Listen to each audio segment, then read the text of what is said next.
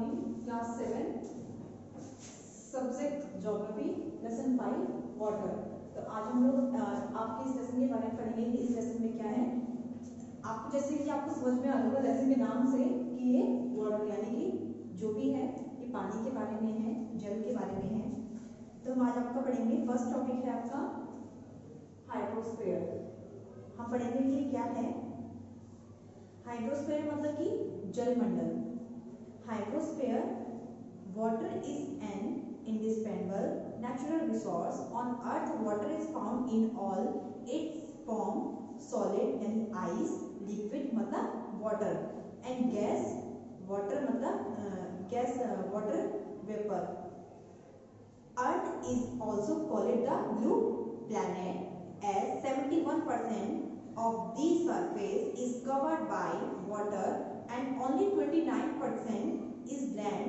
That part of the earth that is covered by water is called the hydrosphere.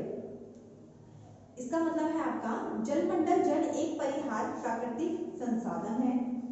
पृथ्वी पर पानी अपने सभी रूपों में पाया जाता है, अर्थात ठोस, जैसे कि कहीं पर आपको दिखने को मिलता है, कहीं पर ठोस, कहीं बर्फ के रूप में, तो कहीं पर लिक्विड यानी कि कहीं पर तरल पदार्थ में पानी पाया जाता है, और कहीं पर गैस यानी कि जल वाष्प के रूप में पानी पाया जाता है। यानी कि पानी आपको पृथ्वी पर किसी न किसी यानी कि अलग अलग रूप में पानी देखने को मिलता है। ठोस यानी कि बर्फ के रूप में, लिक्विड यानी कि जल का जो तरल पदार्थ होता है उसके रूप में, गैस यानी कि जो जल वाष्प होता है उसके रूप में आपको पानी दिखाई देता है। पृथ्वी को क्या कहते हैं? पृथ्वी को हम लोग नीला ग्रह भी कहा जाता है। क्यों?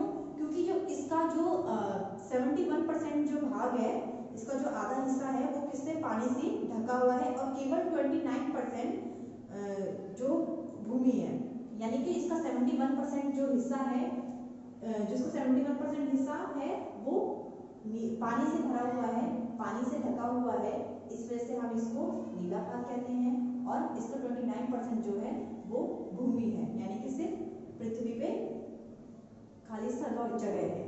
पृथ्वी का वह हिस्सा जो पानी से ढका होता है उसे हम क्या कहते हैं? जलमंडल कहते हैं। यानी कि जो 71% जो भाग उसका कवर हो रखा है, जिसको हम नीला ग्रह बोलते हैं, उसको हम क्या कहते हैं? उसको हम जलमंडल कहते हैं। फिर है आपका second, the distribution of water, यानी कि जो पानी का जो हिस्सा है, पानी ग्लोरियो का बर्फ की चादर के रूप में पाया जाता है। ये क्या होता है? बर्फ की जो चादर है उसके रूप में पाया जाता है। ये वायुमंडल में जल वाष्प के रूप में भी पाया जाता है। जल का वितरण पृथ्वी की सतह में 3/4 हिस्से का पानी से ढक देता है। पानी की ताजा और खारा सामग्री का वितरण क्या कहते हैं, इसमें नीचे दिया गया हुआ है, तो हम आज इसमें पढ़ेंगे। 3/4 of the earth surface is covered by water, यानी कि इसका तीसरा या चौथाई भाग, 3/4 भाग जो इसका हिस्सा है वो किससे? वो पानी से ढका हुआ है। The distribution of fresh and balance content of the water is given in the table below. अब हम देखेंगे कि इस टेबल में किस तरीके से वाटर का हिस्सा है जो बटा हुआ है। जैसे आपका सैलाइन वाटर, यानी कि ओशन का जो भाग है वो कितना है पानी से ढका हुआ? 97.3%। फिर आपका फ्रेश वाटर में क्या क्या आता है? आपका आइस कैप, यानी कि जो बर्फ का जो टुकड़े होते हैं वो, तो ये इसका परसेंटेज क्या है? 0.2%। Fresh water, ground water, fresh water जो जमीन के अंदर है उसका कितना भाग है? 0.68%। फिर है आपका फ्रेश वाटर लेक्स, इसमें है 0.009%। फिर है आपका inland seas and salt lake, इसका क्या है? 0.009%। फिर है आपका एटमॉस्फेयर 0.0019%। फिर है आपका रिवर्स 0.0001%। इसका आपका टोटल है 100%। आपको समझ में आ गया होगा। अब हम इसके आगे पढ़ेंगे। Water is an excellent source and survival its sequence for thirst and Thus, we should use it as precious resource where 97% of water is in the form of seas and oceans, while only 3% in the form of river, lakes, etc. तो जैसा कि जल का वितरण पृथ्वी की सतह के 3/4 हिस्से को पानी से ढक देती है। खारा पानी जीवित रहने के लिए एक आवश्यक स्रोत है। यह हमारी प्यास बुझाता है, यानी जो खारा पानी है वो क्या करता है, हमारे जीवन के लिए बहुत ज़्यादा ज़रूरी है, क्योंकि अगर हम पानी नहीं पिएंगे तो हम जीवित भी नहीं रहेंगे, इसलिए वो हमारे लिए बहुत ज़्यादा आवश्यक है। इस प्रकार हमें इसका उपयोग एक अनमोल संसाधनों क्योंकि हमें पानी जीवित रहने के लिए आवश्यक है, इसका साधन केवल इसका अनमोल संसाधन के रूप में केवल चाहिए जहाँ 97% में दिया गया है। खारा पानी जीवित रहने के लिए आवश्यक स्रोत है हमारे लिए।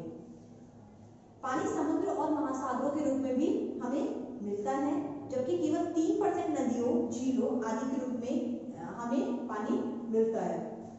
3% नदियों में, झीलों में आदि के रूप में पानी मौजूद है। धरती पर अंतरिक्ष देखने पर लगता है कि पृथ्वी पानी की मौजूदगी के कारण नीले रंग की है, यानी कि जब हम लोग अंतरिक्ष पृथ्वी पर देखते हैं तो हमें वो जो पानी का जो आधा हिस्सा जो ढका हुआ है, जो 71% जो ढका हुआ है, वो हमें नीला दिखाई देता है। इसलिए हमें लगता है कि जैसे कि एक नीली चादर से आधा हिस्सा ढका हुआ है और वो नीले रंग के साथ चमक रहा है। इसके कारण पृथ्वी को नीला ग्रह कहा गया है, इसीलिए हम लोग पृथ्वी को नीला ग्रह कहते हैं। जल ग्रह के रूप में भी जाना जाता है, और जो उसका जो नीला भाग है वो हम जल ग्रह के रूप में भी जानते हैं। और जो हमारा, इसलिए हम लोग क्या करते हैं, जो विश्व जल दिवस है हर साल हम लोग कब मनाते हैं, विश्व दिवस हम लोग हर साल 22 मार्च, जो जल दिवस होता है वो हम लोग हर साल 22 मार्च को सेलिब्रेट करते हैं। ठीक है, इसको the world water day, the world water day हम लोग कब मनाते हैं, द वर्ल्ड वाटर डे हम लोग मनाते हैं 22 मार्च को हम लोग द वर्ल्ड वाटर डे यानी कि जल दिवस को हम लोग सेलिब्रेट करते हैं। फिर है आपका नेक्स्ट पेज नंबर 102 पे है आपका हाइड्रोलॉजिकल साइकिल, यानी कि जलमंडल चक्र। जलमंडल और water move consistently between hydrosphere, lithosphere and atmosphere. This never ending movement of water is never states and exits in dynamic conditions, changing its form and place. स्थलमंडल और वायुमंडल के बीच निरंतर चलता रहता है। पानी का यह अंत ना होने वाला एक आंदोलन है जो कभी भी अस्थिर नहीं होता है और यह गतिशील स्थिति में मौजूद होता है जिसमें इसका रूप बदल जाता है। इसलिए जलमंडल से वायुमंडल और वायुमंडल और वापस महासागरों तक पानी के इस संचालन को हाइड्रोलॉजिकल चक्र कहा जाता है। तो सबको समझ में आता होगा हाइड्रोलॉजिकल साइकिल क्या है।